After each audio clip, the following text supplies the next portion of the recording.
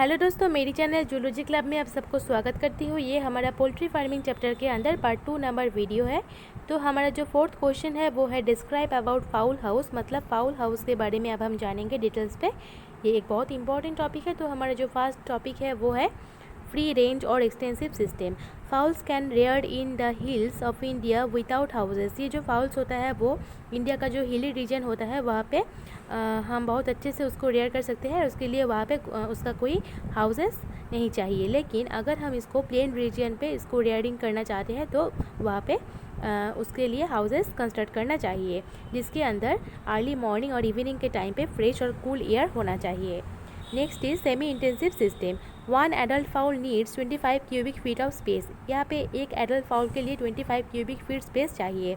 A house of 6 into 5 feet has sufficient accommodation for 6 fowls. मतलब यहाँ पे 6 fowls के लिए जो हाउस चाहिए उसका मेजरमेंट 6 इंटू 5 फीट होना चाहिए, जो सफिशिएंट होता है।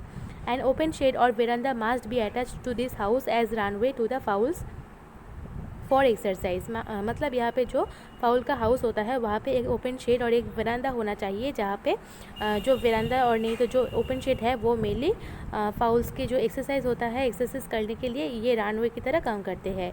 It is recommended that for 6 fowls runway of 40 into 30 feet has 30 feet is sufficient. ये कहा जाते हैं क्या, वहाँ पे जो रनवे होता है उसका जो मेजरमेंट होता है वो 6 फाउल्स के लिए 40 इंटू 30 फीट का मेजरमेंट ही काफ़ी होता है। यहाँ पे सेमी इंटेंसिव पोल्ट्री फार्म का पिक्चर दिया हुआ है। आप चाहे तो इस पिक्चर का स्क्रीनशॉट ले लीजिए। Folding unit system. The fowl house may be either of wood or brick or metal, but the house of all metal is best. ये जो फाउल हाउस होता है वो वुड से नहीं तो ब्रिक से नहीं तो मेटल से तैयार किए जाते हैं, और नहीं तो ऑल मेटल से ही तैयार किए जाते हैं। The outdoor of houses must be toward south. ये जो हाउस का आउटडोर होता है वो उसका जो डायरेक्शन होता है वो साउथ की तरह होता है। It is advisable to construct a number of small houses rather than a single one. ये कहा जाता है क्या वहाँ पे कुछ स्मॉल हाउसेस तैयार करना ही अच्छा होता है, एक लार्ज हाउस वहाँ पे तैयार करने के बिना। The roof of the poultry houses should be of either corrugated iron sheets और वुड। ये जो पोल्ट्री हाउस का रूफ होता है वो कोरुगेटेड आयरन शीट से और नहीं तो वुड से तैयार किए जाते हैं। For the proper ventilation the south side of the house should be enclosed with half inch mesh wire netting. Proper ventilation करने के लिए जो साउथ साइड होता है हाउस के अंदर वहाँ पे हाफ इंच के लिए मेश वायर नेटिंग वहाँ पे एनक्लोज किए जाते हैं। और जो अदर 3 साइड्स होता है जहाँ पे 12 इंच इंटू 6 इंच का ओपनिंग होता है वहाँ पे वायर नेटिंग से कवर किए जाते हैं। The door of the house should be made up of an angle iron frame covered with mesh, जिसका मेजरमेंट होता है हाफ इंच के आसपास। Covered with mesh wire netting, मतलब ये जो हाउस का जो डोर होता है उसको मेनली एंगल आयरन फ्रेम से कवर किए जाते हैं और उसको मेश वायर नेटिंग से कवर किए जाते हैं, जिसका मेजरमेंट हाफ इंच के आसपास होता है। The floor of the house should be pucca cemented. ये जो हाउस का फ्लोर होता है वो पुका सीमेंट से तैयार किए जाते हैं। And covered with coarse sand और dry earth spread with kerosene oil for phenyl, और उसको कवर्ड किए जाते हैं कोर्स सैंड और नहीं तो ड्राई अर्थ से, और उसके ऊपर केरोसिन ऑयल और नहीं तो फिनाइल स्प्रेड किए जाते हैं। The sand layer must be changed after 1 month. और ये जो हाउस के अंदर सैंड लेयर होता है उसको 1 मंथ के बाद उसको चेंज करना चाहिए। The trick proof patches of strong wood should be placed inside the house above 1.5 feet from the ground, running parallel at 1.5 feet from the wall.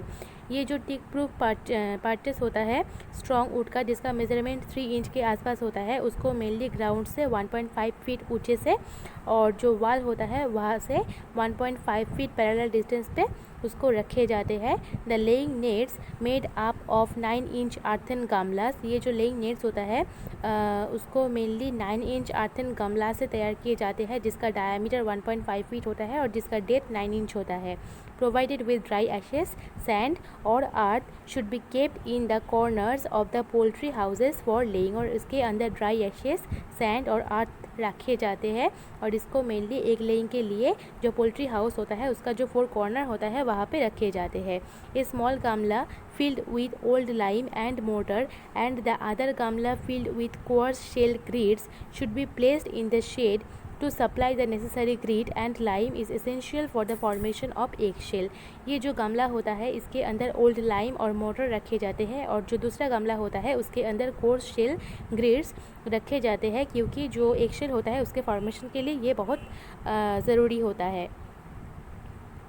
Next is intensive system. Light is also essential for wellbeing of poultry. ये जो light होता है वो poultry का wellbeing के लिए बहुत essential होता है।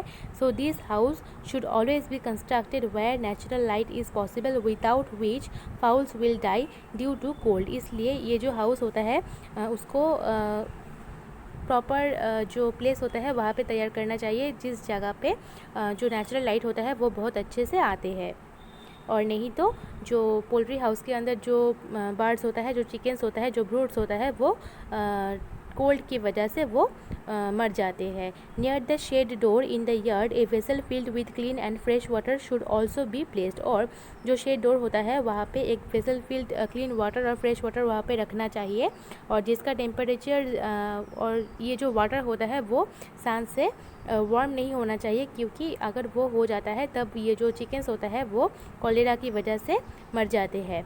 The house and shed should be cleaned daily and water should be change twice a day. ये जो हाउस होता है और जो शेड होता है उसको प्रॉपरली डेली क्लीन करना चाहिए, और ये जो वाटर होता है उसको एक दिन के अंदर 2 बार उसको प्रॉपरली चेंज करना चाहिए। All would work must be cleaned and painted with a mixture of तार एंड केरोसिन ऑयल। मतलब यहाँ पे जो ऑल वुड वर्क होता है उसको प्रॉपरली क्लीन करना चाहिए और पेंट करना चाहिए मिक्सचर ऑफ तार एंड केरोसिन ऑयल से। The foul house must be rat proof because they destroy the eggs of chickens and carry diseases into the foul house. ये जो फाउल हाउस होता है वो रैट प्रूफ होना चाहिए, क्योंकि ये जो रैट होता है वो चिकन्स का जो एग्स होता है उसको डिस्ट्रॉय कर देते हैं, और उसके साथ साथ ये जो रैट होता है वो कुछ डिजीज स्प्रेड कर देते हैं फाउल के अंदर। The broken glass should be spread on the floor under the bricks to make a pucca floor because rats can not burrow due to pieces of glass. ये जो ब्रोकन ग्लास होता है उसको मेनली फ्लोर के ऊपर spread कर देना चाहिए, क्योंकि अगर वहाँ पे कुछ ब्रोकन ग्लास का कुछ पार्ट्स होता है तब ये जो रैट्स होता है वो वहाँ पे ब्यूरो फॉर्मेशन नहीं कर सकते हैं। Other enemy is snake. और ये जो अदर एनिमी होता है फाउल हाउस का वो है snake, which enters into the foul house through the holes made by rats. जो फाउल हाउस के अंदर घुस जाते हैं, यहाँ पे जो होल्स होता है जो रैट से ही तैयार किए जाते हैं, उससे ये जो स्नेक्स होता है वो फाउल हाउस के अंदर घुस जाते हैं। Fowls also attack small snakes. ये जो फाउल्स होता है वो स्मॉल स्नेक्स को अटैक करते हैं एंड किल। और ये जो फाउल्स होता है वो इस स्मॉल स्नेक को किल भी कर देते हैं और उसको खा लेते हैं। लेकिन अगर वो स्नेक कोबरा हो और नहीं तो रसल वाइपर हो तब क्या होता है, तब ये जो स्नेक होता है वो फाउल को बाइट कर देते हैं और वो फाउल मर जाते हैं। One way to check the rats and snake is to fill up the holes of poultry house regularly.